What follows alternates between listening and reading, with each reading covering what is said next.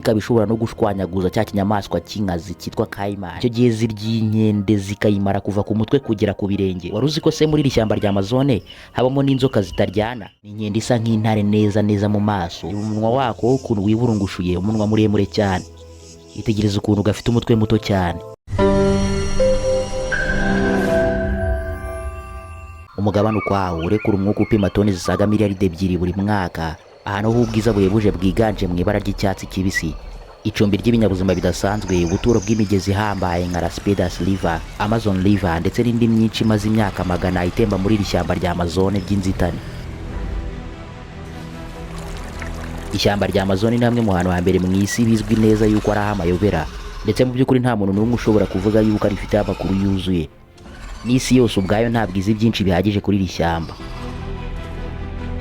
Mu by'ukuri wavuga yuko iri shyamba ari nk'umugabane ukwawo ntabwo yababeshye. Aha ni muhira ku bwoko amamiliyoni menshi y'ibinyabuzima. Muri ibyo binyabuzima hakaba harimo n'abantu batazi riva n'irizima ku cyitwa iterambere cyose. Aha muri iri shyamba kugira imbaraga, kugira ubugome, kugira uburozi cyangwa ubumara mu mubiri, kugira ubucakura ndetse n'ibindi nkabyo nibyo bishobora kuba intwaro yo gutabara ikinyabuzima icyo ari cyo cyose muri iri shyamba. Bivuze ngo buri kinyabuzima cyose cyo muri iri shyamba iyo kidafite intwari iyo ari yo yose yo kwirwanaho, nta mahirwe menshi kiba gifite yo kuramuka. Marvin ninjye. Mu kiganiro cy'ubushize twaganiriye ku nyamaswa zidasanzwe zibarizwa muri iri shyamba rya Amazone, ndetse nibiye byoroshye yuko hari n'ahandi hantu mu isi zagaragara. Mu by'ukuri izo nyamaswa ni nyinshi cyane zibarizwa mu moko asaga ibihumbi n'ibihumbi ku buryo tutari kuzivugaho ngo tuzirangize. Kubw'ibyo rero niyo mpamvu nk'uko mwabidusabye muri comment z'icyo kiganiro yuko twazakora ku gice cya kabiri tuvuga ku nyamaswa zidasanzwe zibarizwa muri iri shyamba. Muri uyu mwanya tugiye kuganira ku zindi tutaganiraho mu kiganiro cy'ubushize. Iki ni igice cya kabiri ku ruhererekane rw'ibiganiro byose tuzakora ku bidasanzwe kuri iri shyamba rya Amazon. Niba utararebye icyo gice cya mbere, link yacyo iri muri description y'iki kiganiro. Aha turi ni kuri Marvin Daily Official. Nimba ari ubwa mbere uhageze, yibuka gukanda subscribe ndetse ufungure n'inzogera, maze byose byiza bibera hano bijye bikugeraho umunsi ku munsi. Murakaza neza mu rugo rw'ibinyabuzima bya mbere by'ibigume mu isi harimo n'abantu. Muhawe ikaze kuri Marvin Daily Official. Reka duhere ku mpigi yitwa Black Panther cyangwa se Black Jaguar, Jaguar yirabura. Ni imwe mu njangwe nini zibarizwa mu isi. Inyamaswa z'ubu bwoko zikaba zihariye ku ibara ry'umukara tsiriri, ari nabyo bizitandukanya n'izindi nyamaswa z'inkazi bibarizwa mu muryango umwe w'injangwe nini. Ngizindi nyamaswa zose z'inkazi zinazo ni inyamaswa zibaho kuko izindi zapfuye, bityo rero ziba zigomba kuva hamwe zikajya ahandi kugira ngo zijye gushaka umuhigo wo kurya uwo munsi. Iyi Black Panther cyangwa se Jaguar yirabura nayo ni inyamaswa igira imbaraga nyinshi cyane, ikagira uburebure bwa metero 1 na santimetero 85 kuva ku mutwe ugana inyuma n'ibiro bisaga 160. Nayo ni nyambaraga cyane, ikabasha kuvuduka bihambaye ku buryo ishobora kubarirwa ku muvuduko wa kilometero 80 mu isaha. Iyi Jaguar yirabura iramutse iri kugendera kuri uwo muvuduko maze ikaza yirukanka mu mihanda ya Kigali, ubanza za kamera nayo zayivunira umuheto. Nubwo izi migi zihuta cyane, nayo ikaba imwe mu ntwaro zazo. Ntabwo ziwubukira ku muhigo wazo kuko ziba zifite andi mayeri menshi yo kugira ngo ziwoshyushye maze ziwufate zitonze. Ni impamvu iyi Jaguar yirabura iba igomba kwitonda cyane mu gihe igiye gufata umuhigo, nuko ibizi yuko ayo ngaya ari amahirwe aboneka rimwe mu mwanya muremure. Bityo rero aho ibonye twatunyamaswa nk'isha, impongo, impara n'utundi, iba igomba kwitonda cyane igashyiramo amayeri menshi kugira ngo ize gufata akanyamaswa kamwe butarira, ize gutahana umuhigo. Iyi Jaguar yirabura igira ubuhanga buhambaye bwo kwihisha mu gicucucucu. Bityo ahantu hari igicucucucu, cya kindi nyine bugamamo cyo munsi y'igiti, uru runyamaswa ruba rushobora kukijya munsi maze ntube warubona. Ihita yisanisha ryabara ryayo n'icyo gicucucucu. Gusa nyine umuntu we kuko afite ubwenge bwinshi aba abasha kuyibona, ariko twatunyamaswa two tuba tutazi bijya mbere. Icyo gihe inyamaswa icungana n'uburyo izuba riri kumurika, igacungana n'uburyo ibicu biri kugenda, maze haza kijima gato igahita ifatirana ayo mahirwe, ku buryo bisaba amasegonda make cyane kugira ngo ibe yageze kuri wa muhigo. Nyuma yo kugenda yihishahisha mu bicucucucu by'ibiti, ihita yirukanka cyane kuri wa muvuduko wayo igahita ifata umuhigo. Ako kanyamaswa k'akanyamahirwe make kaba kagomba guhinduka amafunguro yayo y'uwo munsi. Gusa nubwo izi nyamaswa zigira ibyo byose, ziri mu nyamaswa ziri gukendera mu isi ku buryo zishobora kuba zitagera no ku gihumbi. Uyu munsi kubera yuko mu ishyamba rya Amazon ariho zizwi, zihatuye zibarirwa muri 600. Ibi ni ibyago zisangiye n'injangwe nini zose, kubera yuko bitewe n'ibibazo bitandukanye nk'ihindagurika ry'ikirere, ba rushimusi baza gushimuta inyamaswa kugira ngo bagurishe impu zazo zifashishwe mu gukora imyambaro n'ibindi bitandukanye, abatema amashyamba ndetse n'ibindi byose ni imbogamizi ikomeye kuri izi nyamaswa. Hari umuturanyi wayo akaba ari n'umuvandimwe bahuje imiterere, bagatandukanira ku ibara gusa. Uwo nguwo yitwa Jaguar. Iyi ngiyi ibarwa nk'aho ariyo mwami w'iri shyamba rya Amazon. Gusa nanone bitavuze yuko nta nyamaswa yayica, kubera ko hari utunyamaswa twinshi dufite ubugome buhambaye utitaye no kurebera ku ngano yatwo cyangwa ngo urebere ku mbaraga dufite. Iyi Jaguar y'ibara ry'umuhondo ni inyamaswa isa nk'ingwe mu mabara yose akantu ku kandi, ariko bigatandukanira ku kuba iyi Jaguar ifite uruhu runyerera, ku buryo yo nta bwoya bwinshi ifite nk'ubw'ingwe. Iyi Jaguar niyo nyamaswa y'injangwe nini ya gatatu mu bunini mu isi, gusa zo ni nyamahirwe kurusha za Jaguar zirabura, kubera yuko mu ishyamba rya Amazon zihabarizwa ari 79,000. Inyinshi muri izi nyamaswa rero ziba ziherereye mu gice cy'iri shyamba gifitwe mu nshingano n'igihugu cya Brazil. Kubera kwisanisha n'imiterere y'iri shyamba rya Amazon rikunze kuba rifite amazi ahantu hose, izi Jaguar zifite umwihariko uzitandukanye n'izindi njangwe, kubera yuko iyo zigeze mu mazi zibasha kuyoga nk'aho ariho zisanzwe ziba. Uku kumenyera amazi rero nabyo bizifasha gufata umuhigo uri mu mazi bitazigoye cyane. Bityo rero iyi Jaguar ibishobora guturuka mu giti cyangwa hejuru ku musozi muremure, maze igahita yidumbura mu mazi, igahita ifata inyamaswa nk'ingona, imvubu, ndetse ikaba ishobora no gushwanyaguza cya kinyamaswa cy'inkazi cyitwa Caiman kabutindi muri iri shyamba rya Amazon. Gusa izi Jaguar zirya inyama z'ubwoko bwinshi bw'inyamaswa zitandukanye, ku buryo biba bigoranye kuba zakwicwa n'inzara. Izo nyamaswa zirimo nka tapir, isha, impongo, ingurube, ingona, amafi, utunyamasyo, inzoka n'izindi nyamaswa nyinshi zitandukanye zirimo n'izonsa. Iyo uhuye na Jaguar yose iba igomba guhinduka amafunguro y'uwo munsi. Jaguar nkuru yakuze neza ibishobora kugira uburebure bwa metero 2 na santimetero 70 kuva ku mutwe ugana inyuma, n'ibiri 160. Mu nyamaswa z'impigi zibarizwa muri ishyamba rya Amazon ntitwazirengaho tutavuze yitwa puma. Ni inyamaswa ishobora no kwitiranya n'intare. Zifite byinshi cyane zitandukanye yo ku buryo byitayeho wahita ubibona.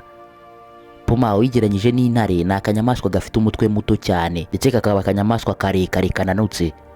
Gusa intare ni inyamaswa y'ibigango ifite n'umutwe munini. Ikindi kandi ku nyamaswa z'ingabo, izi puma ntabwo zigira imigara mu gihe intare ziyigira. Izi puma nazo ni inyamaswa zizengereza twa tunyamaswa tw'indangare n'ubundi duhuje kuba duhigwa n'izi nyamaswa z'impigi zose. Jaguar yirabura ndetse na puma nizo nyamaswa z'impigi muri ubu bwoko bw'injangwe nini zibarizwa muri iri shyamba rya Amazon, kubera yuko nta ntare, ingwe cyangwa urusamagwe bisangwayo. Mu biti by'iri shyamba udukende duto nka Skittle monkeys, Capuchin monkeys, Pygmy marmoset, Tamarin, Emperor Tamarin, Saki monkeys, Badi Wakari ndetse n'utundi duto tuhabarizwa tuba ari udukende tw'utunyamahoro ndetse dukunda kwibera aho turi kumwe na tugenzi twatwo dukinira mu biti, turya imbuto ndetse n'indabyo. Ariko buri gihe uko tubikora tuba tubizi neza yuko hagomba kuza kidobya muri ibyo birori byatwo. Iyo kidobya ni inyoni, igisiga kiguruka cya kagoma. Muri iri shyamba kagoma ihayoboye ni yitwa Happy Eagle. Iyi Happy Eagle ni kagoma izi ko inezerwa cyane ari uko iri kurya akanyama k'inkende. Binayorohera cyane kuba yaturuka hejuru mu kirere igahita ifata inyamaswa iri mu giti kurusha kuba yamanuka hasi ku butaka ngo ijye gusanga yiriyo. Ariko nanone kubera yuko utu dukende tuba dufite ibiro bikeya bikayorohera cyane kuduterura. Iyi Happy Eagle ntuyumve gutya, ni inyoni nini ishobora gupima ibiro 10, ndetse ikabirusha ubunini za kagoma zisanzwe tuzi, kandi nazo turabizi yuko ari inyamaswa z'inkazi. Nkuko nari mbigarutseho, iyi nyoni ya Happy Eagle umuhigo wayo ugomba kuba inkende uko byagenda kose. Bityo rero iyo Happy Eagle ibonye udukende turi gukinira mu biti, ihita itangira gutera imibare, ikatangira kwibaza akanyamaswa muri zo iraza gufata. Nibwo ituruka hirengeye haba ku musozi cyangwa mu kindi giti kiri hirya aho ngaho, maze ikamanuka ku muvuduko munini cyane. Twa dukende tukayibonera hafi yatwo tugahita tunyanyagira, maze aka kanyamahirwe make akaba ari kwifata. Icyo gihe ihita ikagurukana igafashe mu majanja yayo, ndavuga amaguru, maze ikagenda igahunyura buhoro buhoro kakajya kugera iyo kagera kashizemo umwuka. Kagoma ihita ijyana aka gakende mu cyari kinini kiba mu giti aho ibibana n'umuryango wayo, ubwo ni ingore yayo n'umwana wayo, ubundi zigatangira gufungura. Icyo gihe zirya inkende zikayimara kuva ku mutwe kugera ku birenge, nta kintu na kimwe cyo gupfusha ubusa gihari, kubera yuko zirayirya zikageza no ku ruhu rwayo, narwo zikarurya zikarumara. Mu kirere cy'iri shyamba rya Amazon nanone ahakora ku bihugu nka Brazil ndetse na Peru hari inyoni zikunda kuguruka mu butumburuke burebure cyane mu birometero byinshi uvuye ku butaka, kandi zikanaguruka intera y'ibinyacumi by'ibirometero nta kuruha ndetse bidasabye no kuzunguza amababa. Izi nyoni zishobora kugira uburemere bw'ibiro 3 n'igice kugeza ku biro 4, ndetse urebye mu maso yazo zifite ubwiza buhebuje, ariko ntibizibuze kuba inyoni z'inkazi ugereranyije n'uburyo zigaragara. Ibaze ko inyoni itageze no ku biro 5 ariko ikaba ishobora kwica inkende. Icyo gihe ituruka mu kirere ku muvuduko munini cyane maze igahita ikubita iyo nkende mu cyico ku gice cyo ku mutwe, maze iyo nkende igahita yikubita hasi ikayisanganira ku butaka ikajya kuyirirayo. Izi nyoni zitwa king vultures. Si inkende gusa zirya kubera ko zirya n'utundi tunyamaswa duto duto turimo n'imbeba, udukwavu ndetse n'izindi. Ariko aho izi king vultures zibera igitangaza ntabwo ari inyamaswa zirya imihigo ziyiciye gusa, kubera yuko n'inyamaswa zapfuye mu bundi buryo zitazi, zaba izipfushije cyangwa zishwe n'indwara, izi nyoni zitumanaho hagati yazo maze zikaza zikayiteraniraho zikayirya. Jacinth Macao zo ni inyoni z'inyamahoro cyane, nazo zikaba ari ubwoko bwa za gasuku, ndetse zikaba zifite byinshi zihuriyeho na za gasuku twaganiriyeho mu gice cya mbere zitwa Macau's Frog. Ibyo wazitandukanirizaho ni imigaragarire gusa, kubera ko izi Jacinth Macao zifite ibara ry'ubururu ndetse n'umuhondo. Izi nyoni zizwiho gufata mu mutwe amajwi yose yavugiye hafi yazo, kabone n'ubwo yaba ari ijwi ry'umuntu. Zikaba ari inyoni zinezezwa cyane no kwiberaho mu matsinda, aho ziba zirira ibyatsi, imbuto, ibinyampeke ndetse n'ibindi. Mu buzima bwazo izi Jacinth Macao zishobora kurama imyaka iri hagati ya 60 ndetse na 75. Gusa kuba mu ishyamba rya Amazon bizwi ko ritari ryeru, kubera yuko ziba zihigwa n'inyamaswa zitandukanye zirimo n'inyoni ngenzi zazo zizwi nka tukani. Izi tukani ziba ziga Jacinth Macao zigahigwa n'amagi yazo, byose ari ukugira ngo zibirye. Mu by'ukuri tukani ni inyoni nziza iteye amabengeza, bikaba binavugwa yuko ari imwe mu nyoni za mbere mu isi zifite ubwiza buhebuje. Ni inyoni zizwiho kugira umunwa muremure cyane ushobora kugeza ku burebure bwa santimetero 25. Hari abantu benshi bita izi nyoni za tukani umwami w'ubwiza muri iri shyamba rya Amazon. Izi nyoni rero zirya izindi nyoni, ariko bikazorohera kurushaho mu gihe utwo tunyoni aba ari duto kuri zo. Zikarya imiserebanya, imbeba, udukoko duto ndetse n'ibindi byinshi muri iri shyamba rya Amazon bishobora kuzibera amafunguro harimo n'imbuto. N'izindi nyoni tukani zikunda kuba mu matsinda yazo, ndetse zikanezerwa cyane mu gihe zifite urusaku rwinshi cyane. Zibarizwa mu moko menshi nka toko tukani, kill-billed tukani, channel-billed tukani ndetse n'izindi zose zisangwa muri iri shyamba rya Amazon. Ku burame bw'imyaka izi nyoni ziba zishobora kugeza ku myaka iri hagati ya 15 ndetse na 20. Mu mugezi wa Amazon habamo inyamaswa nyinshi z'amoko atandukanye agera ku bihumbi. Inini muri zo yitwa manatee. Ni igifi kinini cyane gishobora gupima ibiro biri hagati ya 450 na 550, ndetse ibi bifi bikaba ari ubwoko bw'ibifi byonsa bitandukanye n'andi moko menshi y'amafi. Manatee nubwo ari nini cyane bingana bitya zirya andi mafi mato nk'uko ibindi bifi binini bibigenza, ahubwo zo zibeshwaho no kurya ibyatsi biri mu ndiba y'amazi, ari naho zikunda kuba cyane. Muri iyo ndiba y'amazi aho ziba ziri gusangirira ibyatsi n'utunyamaswa dutandukanye turimo n'utunyamasyo. Izi manatee nubwo ari ibinyamaswa binini cyane ndetse bigaragara nk'ibinyembaraga, ingona nyinshi zishobora kuyihurira hari imwe maze zikayica zikayirya. Mbere yuko dukomeza iki kiganiro turakwibutsa gukanda like kuri iyi video niba wakunze ibikubiyemo.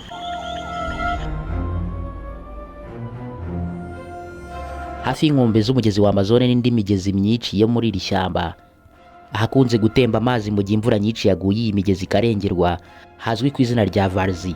Ni ubutaka bw'iri shyamba bukora ku bihugu bitandukanye birimo Brazil, Peru ndetse na Venezuela. Ahangaha ni nka paradizo ku nzoka z'ubwoko bwinshi bunyuranye, ndetse n'inzoka zizwiho kugira ubwiza buhebuje kurusha ahandi hantu aho ariho hose mu isi. Izi ni inzoka kuzireba ziba ziteye amabengeza ku buryo wanaziyoberaho ukaba wakwishuka yuko wayorora. Ntuzabikinishe kubera yuko inyinshi muri izi nzoka ni inzoka z'inkazi zifite ubumara butavurwa. Wari uzi ko se muri iri shyamba rya Amazon habamo n'inzoka zitaryana, bityo guhura nayo ntaho biba bitandukaniye no guhura n'ihene cyangwa intama. Izi nzoka zitwa Emerald Tree Boa. Ni umuryango w'inzoka zirimo amabara anyuranye, harimo ibara ry'icyatsi kibisi, ibara ry'ubururu ndetse n'ibara rya purple. Izi nzoka zose zihuriye ku bwiza buhebuje, ndetse mu by'ukuri izi nzoka zikaba ari nziza imbere n'inyuma, zikaba nziza inyuma ndetse no ku mutima.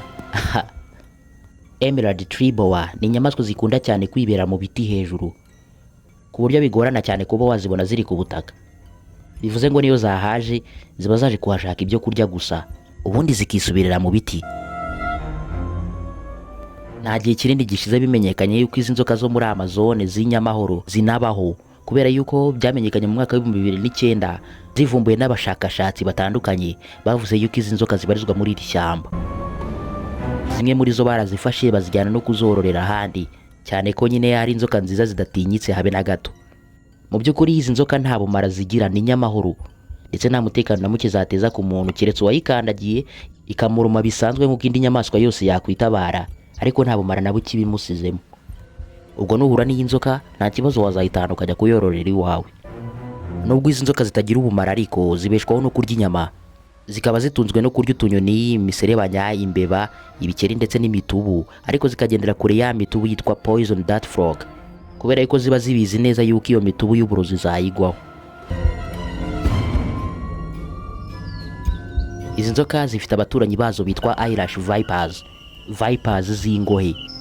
Ni inzoka zizwiho kugira ingohe nka zimwe zo ku maso y'abantu cyangwa izindi nyamaswa. Mu by'ukuri aho bibera igitangaza nuko izindi nzoka zose nta n'imwe igira ingohe, bityo bikaba umwihariko w'inzoka zo muri ubu bwoko bwa eyelash vipers.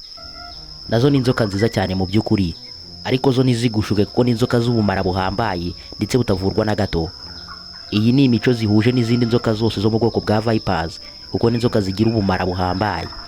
Kugira ngo byumve neza rero nuko buri kiremwa muntu cyose gihuye n'inzoka no gupfa ari ibintu bibiri biba bijyana. Ubwo umuntu wese cyangwa inyamaswa yose inzoka iriye iba igomba kugira uburibwe budasanzwe kugeza ku gupfa. Mu mirire yazo izi nzoka zirya utunyamaswa duto duto turimo imbeba n'ibikeri. Ubwo akifashe iba igomba kukamira bunguri kugeza kageze mu nda yayo. Ni inzoka zikunda kuba mu matsinda ariko zikabana na ngenzi zazo zo mu bwoko bumwe nazo, bityo nta nzoka yo mu bundi bwoko iba igomba guhirahira yegera aho ziri.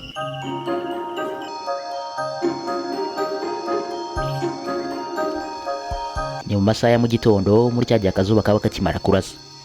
Icyo gihe inkende ziba zishimye zirimo zikinira mu biti zifata n'ako ka vitamine kari guturuka ku zuba.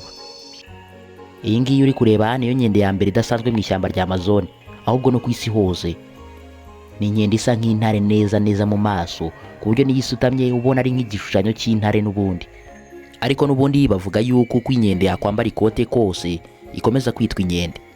Ni nayo mpamvu ko inkende yasa n'intare kose ikagira n'imiterere nk'iyayo n'ubundi ikomeza kwitwa inkende. Ubwo rero ko gusa nk'intare nibyo bituma yitwa Golden Lion Tamarin. Ikaba ari inkende ifite ibara rijya gusa n'umutuku cyangwa zahabu nanone. Kwa kwitwa inkende kw'izi nkende nyine bituma imibereho yazo nta hantu itandukaniye n'iy'izindi nkende. Ubwo rero mu buzima bwazo bwa buri munsi ziba zigomba kurya imbuto z'amoko yose, zikanakunda kurya udusimba duto. Ubwo inkende yo muri ubu bwoko yihuye n'igi ry'inyoni naryo irarirya. Muri iri shyamba izi nkende zihaba zihafite icyizere kitarenze imyaka 8, cyane ko ziba zihigwa n'inyamaswa zitandukanye nka jaguar, injangwe nto, inzoka nini cyane zo mu bwoko bwa anaconda ndetse n'izindi. Ariko nanone hakaba hari abantu bagiye bashimuta inkende zimwe na zimwe zo muri iri shyamba, bityo rero kubera kuzifata neza no kuzigaburira ibiryo bazihitiyemo ziba zigomba kurama imyaka igera kuri 20. Muri iri shyamba izi nkende zifite abaturanyi basangiye byose ndetse basangiye n'ibara. Inkende zitwa Red Howler Monkeys. Ni inkende zikunze kwibera mu gice cy'ishyamba gikora ku gihugu cya Venezuela. Izi nkende nazo zifite imiterere yihariye cyane, aho zigira isura nini cyane n'umutwe munini, ku buryo ugereranyije n'igihimba cyazo ubona umutwe ari munini cyane. Izi ni inkende z'indya byose, kubera ko zirya inyama, ibyatsi, indabyo, imbuto z'amoko yose, ibinyampeke ndetse n'utunyamaswa duto. Ni inkende zizwiho kugira imirizo miremire cyane, ishobora kugeza ku burebure bwa santimetero 75. Ikaba ari imirizo zifasha cyane kwitendeka ku biti, ku buryo bizorohera kuva mu biti bimwe zijya mu bindi. Izi nkende rero zigira imbogamizi ihambaye ku buzima bwazo, kubera ko zihora zimuka. Akenshi na kenshi biba bitewe na ba rutwitsi b'amashyamba badahwema gutema ibiti by'iri shyamba. Mu buzima bwazo bwa buri munsi izi nkende zibaho zihigwa n'inyamaswa nka jaguar, inyamaswa nka puma ndetse na bya bisiga binini bya kagoma.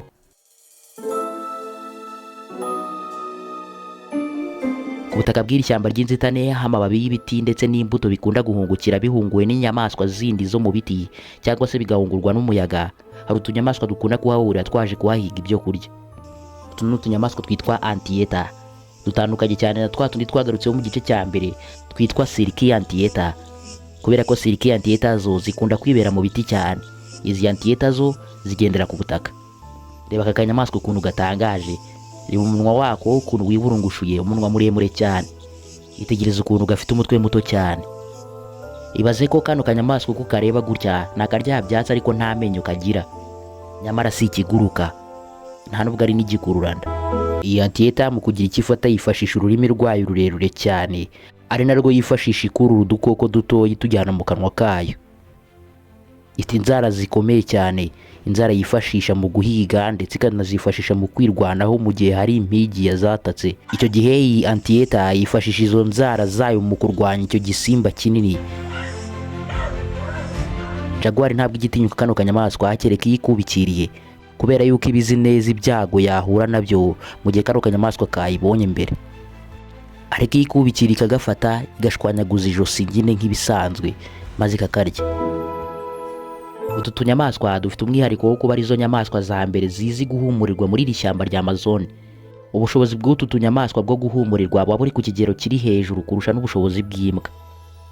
Anteater zirya imbuto n'ibyatsi n'amababi y'ibiti, ariko zikaryoherwa cyane no kurya udukoko duto turimo inshishi, intozi ndetse n'iminyorogoto. Hafi y'utu tunyamaswa twa anteater kandi n'ubundi muri iri shyamba rya Amazon hasanga utundi tunyamaswa duto twonsa two mu bwoko bwa armadillo. Ni utunyamaswa duto tugira imiterere nk'iy'imbeba ariko tukagira uruhu rukomeye cyane nka cya gikonoshwa cy'akanyamasyo. Armadillo zibyara abana bagera kuri 4 icyarimwe, zibaho nk'imbeba ku buryo mu buzima bwazo zirya imbuto, udusimba dutandukanye nk'ibinyenzi, ibihore ndetse n'ibindi. Hari akandi kanyamaswa kameze nk'agaturanyi k'izi ngizi kitwa aguti. Ni utunyamaswa dufite imiterere nk'iy'urukwavu dukunda kubaho twonyine. Ubwo buri kanyamaswa ko muri ubu bwoko kanezezwa no kuhora kagenda konyine ari nyakamwe mu buzima bwako bwa buri munsi. Aguti ni ingugunnyi ihambaye ku buryo ishobora kuguguna igiti mu byumweru bike cyane kikisanga hasi. Kugira ngo zigire imibereho, aguti zirya ibinyampeke, imbuto ziba zihunguye, amababi y'ibiti ndetse n'imizi yabyo. Mu nyamaswa zifite ubuhanga buhambaye bwo kurira ibiti harimo n'imbeba zo mu bwoko bwa opossum, ndetse zikagira n'imirizo ibasha kwitendeka ku biti mu buryo burimo ubuhanga buhambaye. Izi nazo zirororoka cyane. Ibi ni ukubera yuko mu kwezi kumwe gusa iyi mbeba iba ishobora kubyara abana bagera kuri 12. Gusa n'ubundi aba bana b'iyi mbeba bose baba baje ku isi kugira ngo bahinduke ibyo kurya by'inyamaswa zitandukanye zirimo nka tiger cat, za njangwe z'agasozi zisa nk'ibisamagwe. Ariko nanone kubera yuko akaruta kandi kakamira, izi mbeba nazo zirya utundi tubeba dutoya two mu bundi bwoko. Iyo bitagenze gutyo zirya imbuto zitandukanye cyangwa zikarya ibikeri, utunyene duto ndetse n'ibindi zibashije kwifasha.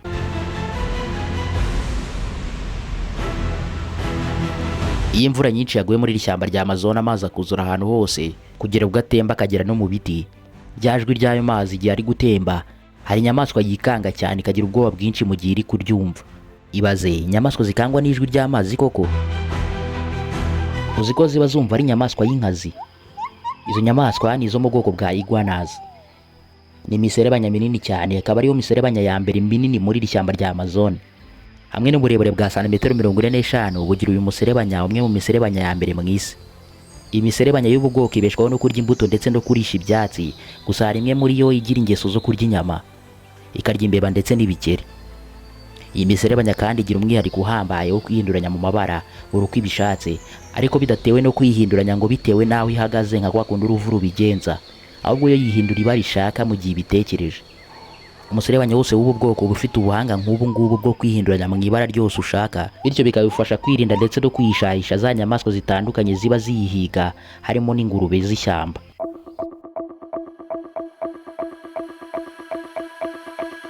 Ishyamba rya Amazon ni ishyamba uramutse uryinjiyemo utakwigera urisohoka, kubera yuko ni nk'umugabane wose. Hagize uri gushyiramo byaba bimeze nko gukatira urwo gupfa. Wari uzi ko se n'abashakashatsi bahambaye mu by'ubumenyi bw'isi nta makuru ahagije yageze ku 100% bafite kuri iri shyamba rya Amazon? N'ikimenyimenyi muri iri shyamba buri mwaka havumburwa inyamaswa nshya bitari bizwi yuko zihatuye. Aha ni kuri Marvin Daily Official, wakoze kubana natwe muri iki kiganiro. Niba wagikunze turagusaba kugisangiza abandi kugira ngo nabo kibashe kubageraho. Njyewe nitwa Marvin, mbifurije ishya n'ihirwe. Kugira ngo ukomeze kuryoherwa n'ibiganiro bitandukanye tuba twaguteguriye, ibuka gukanda kuri iyo video iri muri screen yawe.